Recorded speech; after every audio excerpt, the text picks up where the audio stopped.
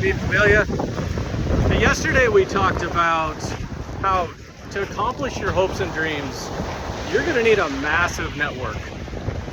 A huge army pulling for you that has a vested interest in you being successful, wants you to succeed, and wants to help you get there.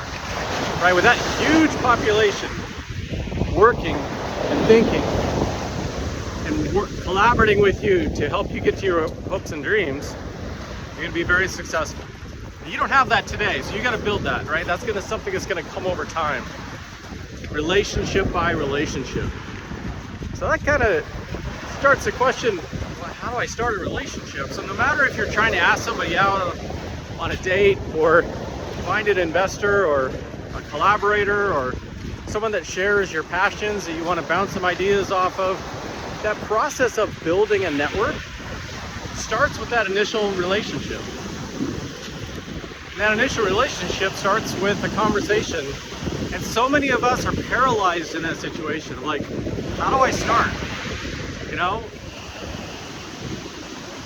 I met my wife over 10 years ago. And it started with a really awkward conversation in a coffee shop. She walked in, we locked eyes, there was some chemistry, and then I froze. She went over, put some sugar in her coffee, I smiled at her again, but guess what? She didn't walk up to me and strike up a conversation. She packed up her coffee and left. And I sat there thinking to myself, what are you doing? What are you doing? This is opportunity walking out the door, and I forced myself to get up. I walked out to her car, I knocked on her window, and oh my gosh, it was awkward. She had a sticker on her car of a German Shepherd, and I actually said, do you like dogs? That is not a good way to meet somebody the first time, but the point is that instead of being scared and just locked in and saying, I'm not even gonna try, I picked myself and I put myself out there. So that's number one, taking initiative. Don't letting those moments pass by where you can connect with somebody. Number two, find common ground. Hopefully you can be more elegant than me and not just say, do you like dogs? By the way, it worked. But imagine a friend, like a new friend. Like somebody sees you and says, I want to be friends with you. And they come up to you and they go, hey, will you be my best friend? And what, you're freaked out, right? It's like it's too soon, too early. Like we're not at that step yet.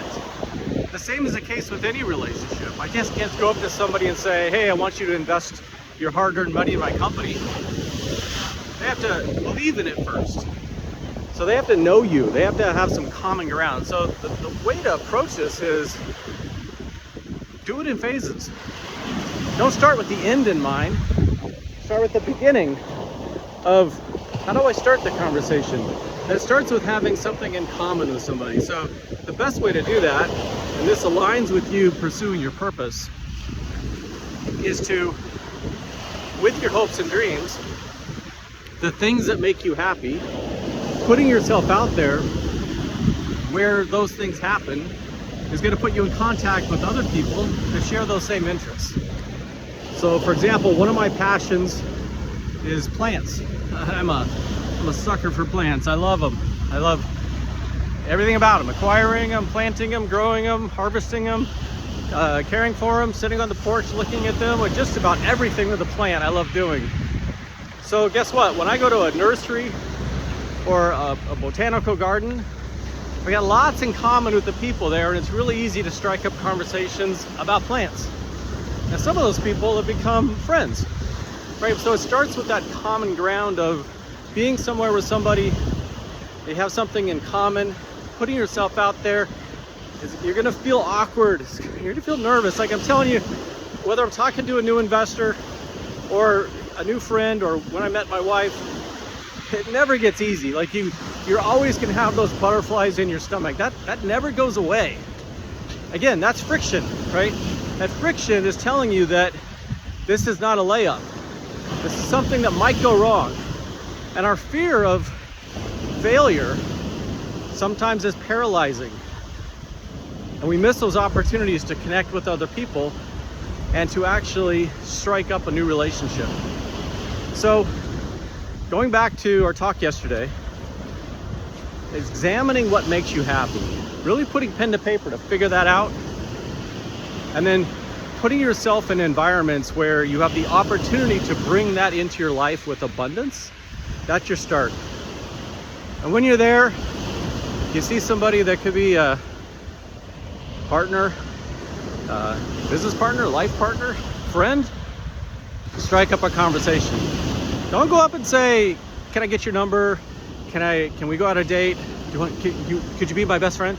No, don't start at the end. Start in the beginning of, hey, we have something in common. What do you think about this? Strike up a conversation. Let things grow from there. And from there, things can blossom, right? So that's how you get started. I'm Darby. We'll talk soon.